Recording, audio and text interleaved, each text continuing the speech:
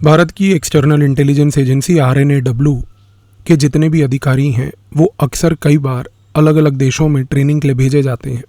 इसमें एक ऐसा देश इजराइल है जिसके साथ अटैचमेंट्स और ट्रेनिंग बहुत अग्रेसिव लेवल पर होती हैं और भारत के कुछ अधिकारी इजराइल की इंटेलिजेंस एजेंसीज के साथ भी ट्रेन होकर आते हैं। इजराइल की इंटेलिजेंस एजेंसी ने आज से काफ़ी साल पहले एक ऐसे टेक्निक को मास्टर किया था जो टेक्निक उन्होंने भारत के अधिकारियों को भी सिखाई, जिसका वो भी आज ऑपरेशनल लेवल पर प्रयोग करते हैं। अगर मैं आपको बोलूं कि आज एक ऐसा स्किल है जिस स्किल से अगर आप उसको सीखें तो आप किसी भी सिचुएशन में किसी व्यक्ति से किसी भी परिस्थिति में सच उगलवा सकते हैं, बिना उसको थ्रेटन किए, बिना वायलेंस का प्रयोग करे, बिना गोली चलाए और बिना ब्लैकमेल किए। तो शायद आप मेरी बात से सहमत नहीं होंगे, लेकिन मैं आपको कुछ उदाहरण देता हूँ कि ये स्किल आफ्टर ऑल है क्या और वर्क कैसे करता है। इस स्किल का नाम है प्रीटेक्स्टिंग।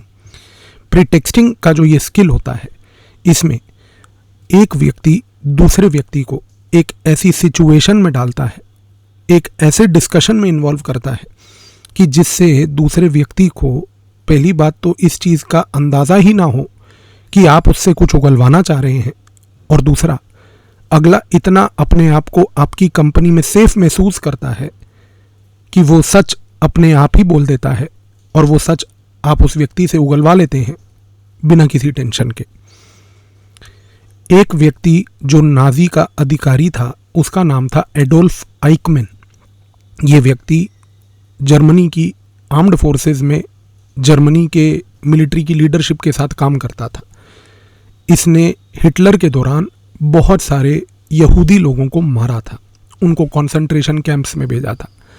वर्ल्ड वॉर 2 ख़त्म होने के बाद ये व्यक्ति शांतिपूर्वक तरीके से जर्मनी छोड़कर भाग के अर्जेंटीना जाकर सेटल हो गया।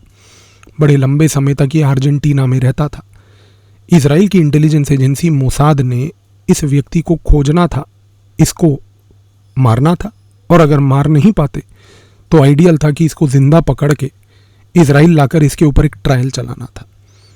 जब उनको ये बात मालूम चली कि ये व्यक्ति अर्जेंटीना में छुपा हुआ है, क्योंकि अर्जेंटीना में मोसाद जो इजराइल की इंटेलिजेंस एजेंसी है उसको बहुत सारे पुराने नाजी के अधिकारी वहाँ पर पाए गए थे और इन्फॉर्मेशन मिली थी कि एडोल्फ आइकमैन भी वहाँ छुपा है, तो उन्होंने एक मोसाद की टीम बनाकर भेजी।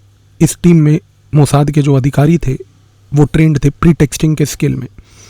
उन्होंने एक घर को आइडेंटिफाई किया। उनको था कि ये व्यक्ति शायद इसी घर में रहता है। एक दिन उस घर के बाहर एक बच्चा बैठा हुआ था। वो बच्चा बड़े आराम से बाहर कुर्सी लगाकर धूप सेक रहा था। मोसाद का एक अधिकारी शांतिपूर्वक तरीके से उस बच्चे के पास गया।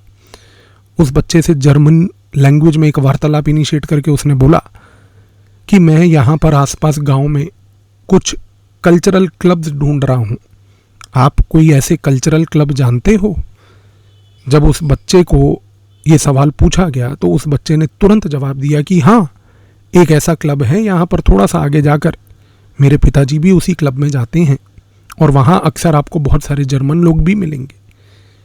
जैसे ही बच्चे ने ये शब्द बोले, उस पर्टिकुलर अधिकारी को ये कन्फर्म हो गया कि इस घर से एक जर्मन व्यक्ति उस क्लब में जाता है, और जब उसके ऊपर टेलिंग हुई तो वहाँ पर एडोल्फ आइकमैन मिला और एडोल्फ आइकमैन को पकड़ के इवेंचुअली वापस लाया गया। और उसको वापस लाने के बाद एक बहुत बड़ा एडोल्फ आइकमैन के ऊपर इजराइल में ट्रायल हुआ। आज इजराइल की इंटेलिजेंस एजेंसी ने ये स्किल भारत के इंटेलिजेंस के अधिकारियों को भी सिखाया है। भारत के इंटेलिजेंस के अधिकारियों ने इसको अलग अलग स्थानों पर, अलग अलग जगहों पर प्रयोग भी किया है। भारत की एक्सटर्नल इंटेलिजेंस एजेंसी का एक महत्वपूर्ण एसेट आज से 2 साल पहले काठमांडू में था।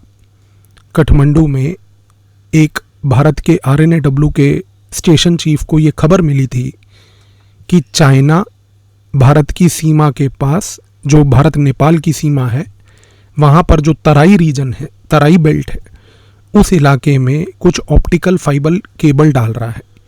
ऐसा मालूम चला था कि ये जो ऑप्टिकल फाइबर केबल्स हैं ये ड्यूअल यूज़ वाली हैं, यानी कि ये दिखती सिविलियन हैं लेकिन इनका मिलिट्री दुरुपयोग भी किया जा सकता है, और ये अगर भारत की सीमा के पास लगाई गई तो पूरा का पूरा जो इंडो गैंजेटिक बेल्ट है उसके ऊपर सर्वेलेंस चाइना कर पाएगा। अब ऑब्जेक्टिव ये था कि ये जो लीड मिली थी इसको करना था कंफर्म। तो भारत की RNAW ने अपना एक नेपाल के अंदर रहने वाला नेपाली एसेट, जिसको ट्रेन किया गया था कई साल लगाकर, उस व्यक्ति को एक स्पेसिफिक मीटिंग में भेजा। एक मीटिंग हो रही थी काठमांडू में, जहां पर सबसे इम्पोर्टेंटली चाइना के कुछ मिलिट्री इंजीनियर्स वहां पर आए थे। उसको एक जर्नलिस्ट बनाकर उस मीटिंग में भेजा गया। जब वो नेपाली व्यक्ति एज अ जर्नलिस्ट उस मीटिंग को कवर करने गया तो वहाँ पर उसको एक अधिकारी मिला जो स्पेसिफिकली चाइना की पीपल्स लिबरेशन आर्मी का था, और वो एक मिलिट्री इंजीनियर भी था। इस जर्नलिस्ट ने जाकर उस व्यक्ति को सिर्फ एक बात बोली कि ऐसा सुनने में आया है कि आपने मिलिट्री ऑप्टिकल फाइबर वाली केबल्स जो हैं तराई रीजन में बिछा दी हैं। और तुरंत उस अधिकारी का जवाब काउंटर में आया कि नहीं नहीं, हमारा पूरा प्रोजेक्ट तो सिविलियन है, बस थोड़ी ही जगहों पर ऐसा मिलिट्री वाला है, बाकी 90% प्रोजेक्ट हमारा सिविलियन है। बस यही कंफर्मेशन चाहिए था कि आपके प्रोजेक्ट में कुछ मिलिट्री एंगल है। जैसे ही ये ड्यूअल यूज पता हुआ, पकड़ा गया, भारत ने काउंटर मेजर्स ले लिए। इसी प्रकार से भारत ने अपने एक ऑपरेटिव का प्रयोग पिछले साल 2024 में बांग्लादेश में भी किया था। बांग्लादेश में जब से मोहम्मद यूनुस ने कमान संभाली, जब से शेख हसीना की डेमोक्रेटिकली इलेक्टेड सरकार को वहाँ से हटाकर एक ऑटोक्रेटिक डिक्टेटर मोहम्मद यूनुस को बिठाया गया, तब से ऐसी आशंकाएं थीं लंबे समय तक कि बांग्लादेश में मोहम्मद यूनुस पूरी तरह से जो बांग्लादेश की जुडिशरी है उसके ऊपर प्रेशर डाल रहा है। और प्रेशर ये डाल रहा है कि जमाते इस्लामी एक ऐसा संगठन जिसको शेख हसीना ने बैन किया हुआ था, प्रोहिबिट किया हुआ था इलेक्शन कंटेस्ट करने के लिए, कि वो बैन को कोर्ट रिमूव कर दे। और यदि वो कोर्ट बैन को रिमूव कर देता तो अदालत के इस रिमूवल के बाद जमाते इस्लामी एक पॉलिटिकल एक्टर बन जाता।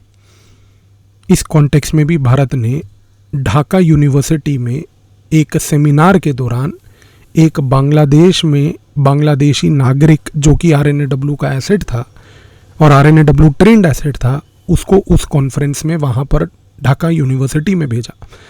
ढाका यूनिवर्सिटी में मोहम्मद यूनुस उस समय एक स्पीच देने आया हुआ था। स्पीच के दौरान जब कैफेटेरिया में चाय कॉफ़ी की एक डिस्कशन चल रही थी तो मोहम्मद यूनुस का जो प्राइवेट सिक्योरिटी एडवाइज़र था, जो उसके साथ था, इस व्यक्ति ने, इस बांग्लादेशी एसेट ने जाकर उससे एक वार्तालाप करी। वार्तालाप में उसको बोला, और गौर कीजिए क्या बोला, उसको बोला कि जमाते इस्लामी वाले आजकल लोगों के साथ कनेक्ट तो ऐसे बिठा रहे हैं जैसे कि मान लीजिए अगले चुनाव में उन्होंने अपना ही हेड ऑफ द स्टेट बनाना है। और तुरंत उसका रिप्लाई आया कि मोहम्मद यूनुस इस चीज़ को कंटेम्पलेट कर रहे हैं और जुडिशरी से बात भी हो चुकी है, बैन कुछ समय में हट ही जाएगा, जमाते इस्लामी को एक स्पेस देना इस समय आवश्यक है। अगर आप ध्यान से ऑब्जर्व करें तो इन तीनों इंस्टेंसेस में क्या हुआ, एक ऐसे स्किल का प्रयोग हुआ। खास करके अगर हम नेपाल और बांग्लादेश की सिचुएशन को देखें तो वहाँ के नागरिक जो कि यहाँ के ट्रेंड अधिकारियों के तहत इस स्किल में मास्टर करवाए गए थे, उनके तहत इस प्री टेक्सटिंग के प्रयोग से जिस लेवल का कंफर्मेशन भारत की इंटेलिजेंस एजेंसीज को मिला, जिसके तहत हमने काउंटर मेजर्स इस्टेब्लिश किए, अब आप सोचिए कि इस प्रकार से कई बार बिना किसी लड़ाई के, बिना किसी वायलेंस के और बिना किसी सिनेमैटिक कोवर्ट ऑपरेशन के एक छोटे से प्री टेक्सटिंग नाम के स्किल से भी इंफॉर्मेशन और इंटेलिजेंस हाईएस्ट लेवल की प्राप्त हो सकती है, जिससे कि काउंटर मेजर्स भी डेवलप हो सकते हैं। अगर आपको ये वीडियो पसंद आया हो और ये स्किल के बेस्ड पे ये जो रियल लाइफ इंस्टेंसेस थे ये पसंद आए हो, और अगर आप इस प्रकार की और चीज़ों को भी सुनना चाहते हैं तो कमेंट में मुझे बताइएगा। अगर आप लोगों को ये चीज़ पसंद आएगी तो आने वाले समय में मैं और इस प्रकार के skill based in intelligence operations के बारे में आपके साथ चर्चा करूँगा। धन्यवाद।